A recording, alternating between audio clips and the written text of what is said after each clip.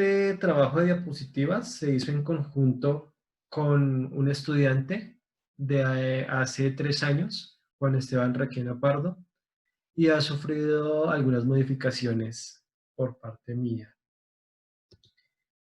Entonces, el mito y la leyenda.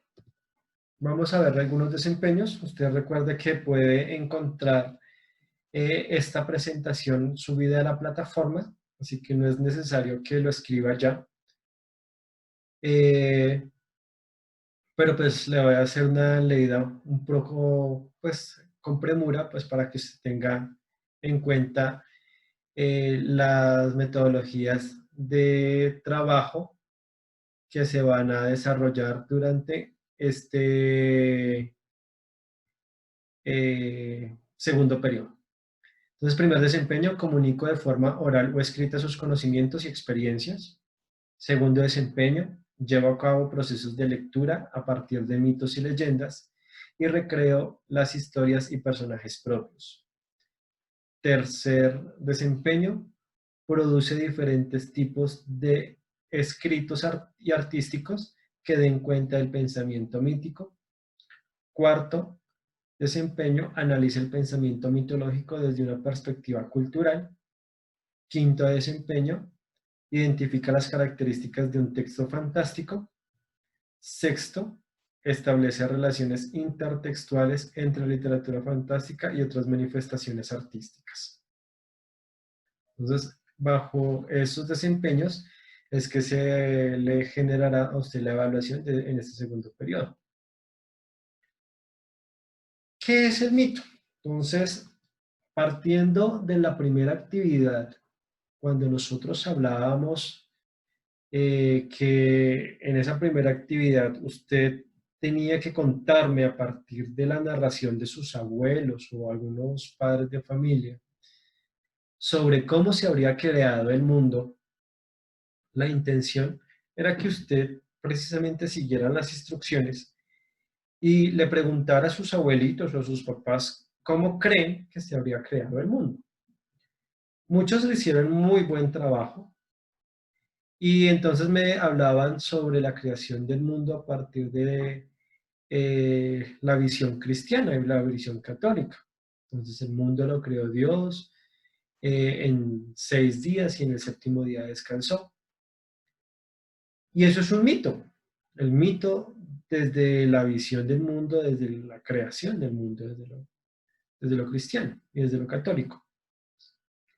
Pero habían otros chiquillos que se fueron directamente a consultar un libro y copiaban lo que el libro decía o lo copiaban lo que el internet les decía, que el mundo se creó, el universo se creó a partir del Big Bang. Entonces me hablaban de las historias, otros me hablaban desde la teoría de Darwin y la evolución de las especies, y así. Y entonces se estaban alejando en sí precisamente de esa noción de mito, o de lo que queríamos llegar a lo que era el mito. Y entonces, en esos momentos vamos a comprender qué era esa visión o cuál era ese objetivo de esa primera actividad. Entonces, lo que yo quería que ustedes me hicieran era una narración situada fuera del tiempo histórico en el que los personajes cuentan o participan en el origen del mundo y ciertos acontecimientos propios de la humanidad. La mayoría de los protagonistas de un mito son seres sobrenaturales o extraordinarios, como dioses, semidioses, héroes, monstruos o personajes fantásticos. Y entonces cuando veamos en esa primera situación, en esa primera actividad que trabajamos, de cómo se habría creado el mito, perdón, cómo se habría creado el universo, pues muchos de ustedes me contaron entonces, no, es que Dios el primer día creó la luz, el segundo día creó los mares, etc. Y veíamos cómo ese ser extraordinario y sobrenatural como era Dios, como es Dios, creaba de la nada ¿sí? Eh, todas esas manifestaciones que hoy podemos nosotros ver. Y entonces nosotros muchas veces, bueno, no tanto nosotros, pero sí nuestros antepasados se hacían este tipo de preguntas, ¿sí? Y no tenían un internet o no tenían un libro para responderla. Entonces ellos cómo respondían a partir de, de esa ausencia de elementos tecnológicos con los que hoy ya contamos y con todos los avances científicos y tecnológicos con los que ya hoy contamos. Y entonces ellos simplemente se situaban a decir que todo era cuestión de un ser sobrenatural, de un ser extraordinario. Vamos a ver algunas características del mito y a partir de esas características entender un poco más precisamente ese texto narrativo de lo que es el mito. Entonces, las características del mito. Dice, la primera característica es que se encuentra en varias culturas. El mito eh, es una concepción cultural, es decir, es propia de cada región, ¿sí? Y todos respondían a una misma pregunta, que es la segunda característica. Voy a unir estas dos, la pregunta existencial. Entonces, existía una misma pregunta, pero era resuelta de maneras diferentes por las manifestaciones culturales que se habían generado en ese momento. Estamos hablando de hace mucho tiempo atrás, antes de Cristo. Entonces, nosotros observábamos, o bueno, nuestros antepasados observaban que un volcán había estallado, pero ellos no entendían por qué. Ellos decían, bueno, ¿y de dónde proviene esa agua del cielo? Pero no les llevan una explicación. O sea, si el agua es pesada, ¿por qué no se cae toda esa agua de una vez? ¿De dónde venimos? Era la pregunta que más les resonaba a todos ellos. Los griegos vivían en aldeas muy pequeñas, en ciudades muy pequeñas, y cuando se movilizaban de una aldea a otra, ellos llevaban en su comercio muchas historias también, historias de que los artesanos iban recogiendo por el camino. Esos caminos duraban muchas veces semanas, hasta meses en llegar de una aldea a otra. Y por entre esos caminos no habían muchas cosas o no había con quién hablar, no había muchas personas con quien hablar. Tiempo que les dejaba a ellos sobre las preguntas de tipo existencial. Entonces, el de dónde venimos, nosotros quiénes somos, quién nos creó, cómo nacimos, cómo nació el primer hombre. Y entonces cada cultura tiene una forma diferente de responder esa pregunta. Y estamos hablando de una cosmogonía. La cosmogonía es la forma en que tiene cada cultura de ver el universo, el mundo, y darle respuesta a ese universo, a ese mundo. Y entonces encontramos las culturas nórdicas que nos hablan de Odín, el dios del trueno, pero que el mismo dios del trueno en la cultura griega es Zeus, ¿sí? Y en la cultura romana es Júpiter, ¿sí? Y en la cultura azteca es Quetzalcóatl, ¿sí? La serpiente emplumada. Y entonces cada una de esas culturas hablaba desde la misma postura, pero con sus propios dioses. Intentaban responder esas mismas preguntas. ¿Cómo lo hacían? Ellos no tenían, recuerden que ellos no tenían libros, no tenían internet, no tenían nada. Entonces lo hacían era de forma oral. Por eso la tercera característica me dice que el mito es transmitido de generación en generación de forma oral. Entonces, retomemos ese señor que iba desde una aldea hasta otra aldea y decía, oiga, mire que aquí me dicen que el mundo se creó a partir del dios Cronos, que es el padre de todos los dioses y que él fue el creador del tiempo, con la madre Gea, que es la madre tierra. Y entonces le empezaban a colocar un nombre a esas deidades, ¿sí? Y entonces en esa aldea, otro señor que había escuchado eso salía a comerciar sus productos a otra aldea, pero con el pasar del tiempo, muchas de las características se le olvidaban, porque él no tenía, primero no sabía cómo anotarlas en un papel y segundo no tenía papeles, ni tenía lápices, ni tenía esferos para anotarlo. Entonces es lo que se acordaba, él lo decía. Pero así como el teléfono roto pasa en el juego del teléfono roto, así pasaba en el mito. Pues llegaban muchas veces a inventar otras y miles de cosas, diferentes a las con las que empezaron ellos a formarse. Entonces,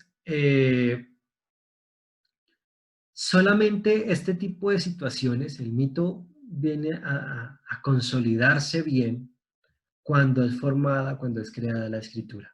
Solo en ese momento, ¿sí? Cuando da ese salto, ese brinquito de la narración oral a una narración escrita, es que el mito empieza a sentirse y a escucharse y a entenderse y a regarse por todo el mundo, ¿sí?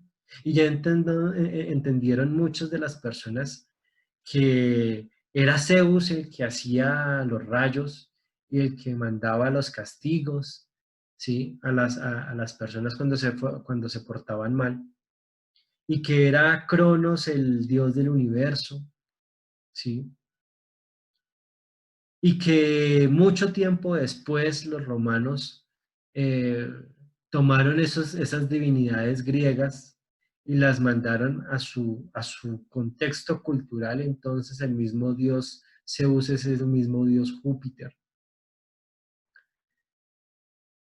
Y empezamos a entender el pensamiento cultural en la construcción y resolución de preguntas de tipo existencial de nuestros antepasados y la necesidad de esas respuestas que tenían nuestros antepasados.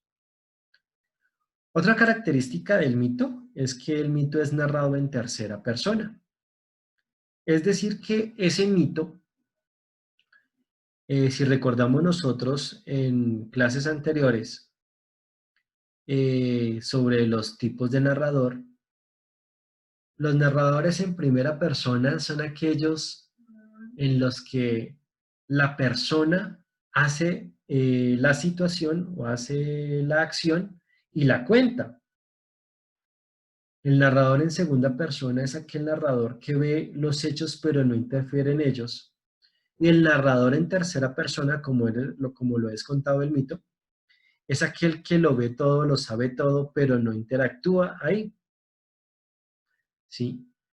Entonces, ese narrador en tercera persona nos habla que desde el aspecto mitológico eran escritos de los dioses. Los mitos vienen siendo escritos de los dioses, que mediante su divinidad generaban esos actos y que promovían el pensamiento precisamente en el hombre. Entonces, ellos eran quienes contaban sus actos. Pero entonces, más allá, el mito, recuerden que no tiene una persona como tal que lo haya contado o que sea el autor del mito. Antes, estamos hablando antes de la escritura. Después de la escritura ya podemos encontrar autores de textos mitológicos, pero antes no, ¿sí? Y entonces ese texto decía, no, es que me contó el familiar, el amigo, el vecinito, que a su vez le contó el amigo, que a su vez le contó el... Entonces nadie presenciaba los hechos, ¿sí? Frente a esas preguntas que se suscitaban. Y no había forma de comprobarlo. Entonces ellos siempre contaban esas historias en forma de tercera persona. Otra característica muy importante es que los personajes del mito son seres fantásticos, como dioses, semidioses, monstruos, etc. Entonces recordemos el mito de los muiscas, de cómo se crearon los primeros hombres. Entonces hablamos de Yuché. ¿Y entonces quién era Yuché? De Yuché nosotros no podemos decir que él era un dios, o un semidios, o un monstruo. Simplemente era un ser fantástico, ¿sí? Un ser fantástico que fue el primer hombre en la Tierra. Que cómo se creó, no sabemos, ¿sí? Pero entonces que ese ser fantástico dentro de su rodilla, a través de la picadura de una abeja, genera vida. Y entonces los personajes mitológicos se condensan precisamente en este tipo de personajes, en seres fantásticos a los que les ocurre aspectos increíbles, seres con poderes sobrenaturales, ¿sí? Que no son apoyados con nada tecnológico, sino que sale precisamente de sus propias capacidades sobrehumanas.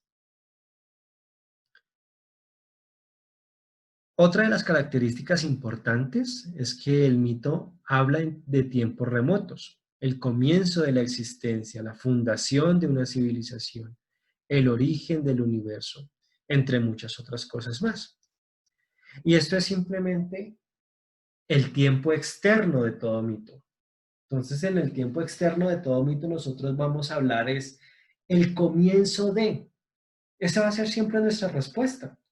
El comienzo de la humanidad, el comienzo del universo, el origen de una civilización.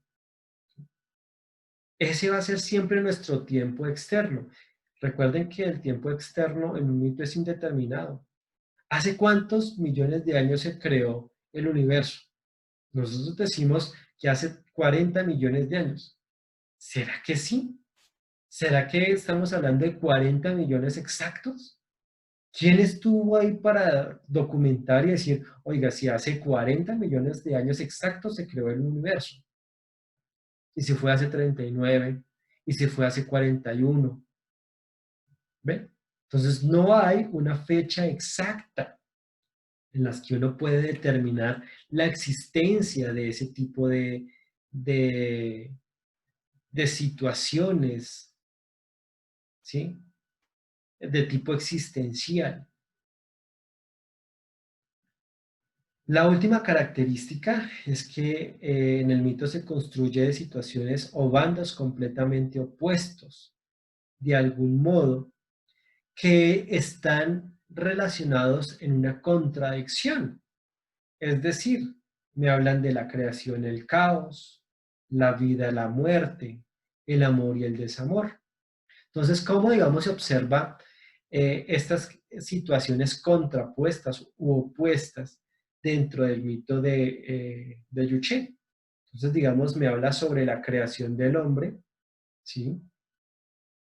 Y la vida de Yuché, ¿sí? Perdón, y la vida de los muiscas a partir de la muerte de Yuché. ¿Qué le pasó a Yuché? Se murió ahí. Yuché muere para darle vida a, a, a esos dos hombres que fueron los primeros desde el pensamiento mitológico muisca, que fueron los pobladores del universo. Lo mismo estamos hablando de la creación del universo. Entonces me dice que a partir del caos, ¿sí? Se generó una explosión, la explosión es caótica, y a partir de esa explosión se creó vida. Entonces todo mito me va a hablar de estos opuestos, siempre.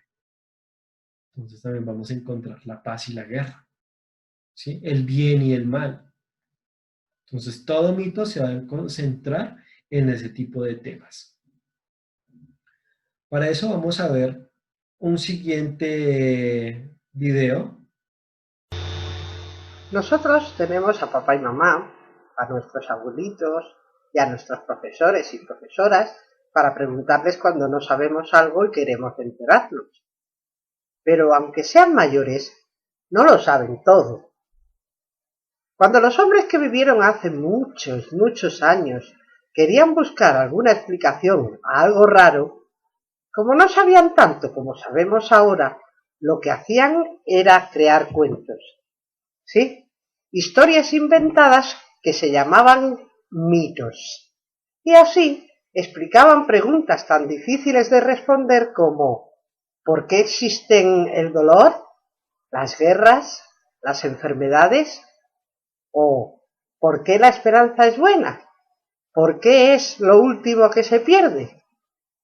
Y entonces crearon el mito de Pandora para explicarlo. Resulta que hace mucho tiempo, mucho antes de los dinosaurios, en la Tierra solo vivían seres inmortales. ¿Qué quiere decir esto? Eso es, los hombres no se morían nunca. En otro lado, en el Olimpo, vivían los dioses.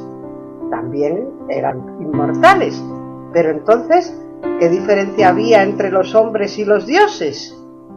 Pues la diferencia era que los hombres no tenían sabiduría. Se limitaban a comer, dormir y estar tan tranquilos pasándolo bien, porque ya los dioses les cuidaban. Pero hubo un Tritán, un medio dios, hijo de dioses, que se encargaba de lo que pasaba en la tierra. Se llamaba Prometeo. Según esos cuentos, dejó que su hermano Epimeteo repartiera virtudes, que son cosas buenas, a las criaturas que aquí vivían. Y entonces empezó con los animales. A uno les dio las alas para volar, a otros escamas para nadar, a algunos fuerza, a los débiles les dio agilidad, y así hasta que ya no quedaban más virtudes que repartir.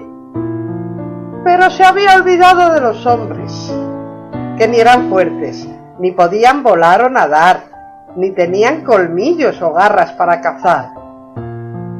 A Prometeo le dio pena, y aunque no tenía permiso del jefe de los dioses, que se llamaba Zeus, les dio el fuego y la sabiduría para poder crear cosas. Naturalmente Zeus se enfadó muchísimo y quiso castigarle. Pero primero tenía que hacer que los hombres tuvieran menos poder, porque entonces serían iguales a ellos, como dioses. ¿Y qué creéis que se le ocurrió? Pues como el hermano de Prometeo la verdad es que no era muy espabilado, Zeus pensó en hacerle un regalo. Bueno, algo que pareciera un regalo, porque en realidad estaba tan envenenado como la manzana de la madrastra de Blancanieves.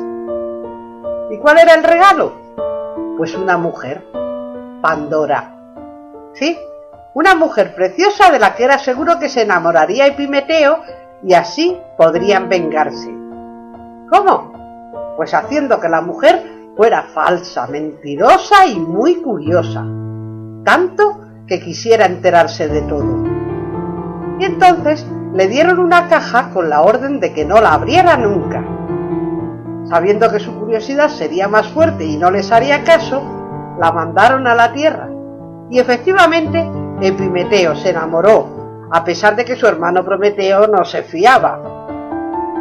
El caso es que no pasó mucho tiempo hasta que Pandora abrió la caja, y de allí escapó su contenido. La envidia, el odio, la avaricia, la pobreza, pero sobre todo unos males destinados a acabar con esa condición semidivina de los hombres. Es decir, el dolor, el cansancio, las enfermedades, el envejecimiento y la muerte. Asustada, Pandora intentó cerrar rápido la caja, pero ya había salido todo, menos la esperanza, a la que no le había dado tiempo a salir. ¿Por qué la esperanza estaba ahí con todos los demás males? Porque cuando se tiene todo, no conformarse y esperar o desear tener más puede ser malo, porque ya es avaricia o ingratitud.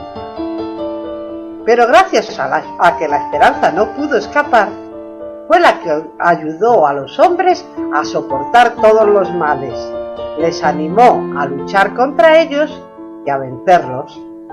Por eso, la esperanza es lo último que se pierde. Ah, se me olvidaba deciros que quien escribió este mito se llamaba Hesíodo, un poeta que vivió en Grecia más o menos en el siglo 8 a.C., es decir, hace nada más y nada menos que 2700 años. Si nosotros vamos de pronto a otras culturas y buscamos cómo se creó la esperanza, pues su característica o su cosmovisión va a ser totalmente diferente. ¿Sí? ¿Cuál es mi pregunta existencial? Esa, ¿cómo se creó la esperanza? Si ustedes, bueno, lastimosamente no lo pudieron escuchar muy bien, pero ya de pronto en la diapositiva, cuando ustedes la descarguen, pueden observar el video y van a ver cómo es ese tipo de narración. Entonces, cómo me hablan desde esa narración en tercera persona. Y cuyos personajes se centraban en los dioses, como Zeus, el semidios, Prometeo y Hesiodo, y el humano, ¿sí?, que en ese momento era Pandora, pasa a ser en un segundo plano. ¿En qué tiempo sucedieron esos hechos? Nosotros no sabemos. No sabemos en qué tiempo suceden, entonces estamos hablando de al comienzo o en el origen del universo. Y por último, estaríamos hablando de qué situaciones opuestas se observan ahí. Entonces estamos hablando de el bien y el mal. ¿Sí? Ya con esto vamos a dejar hasta acá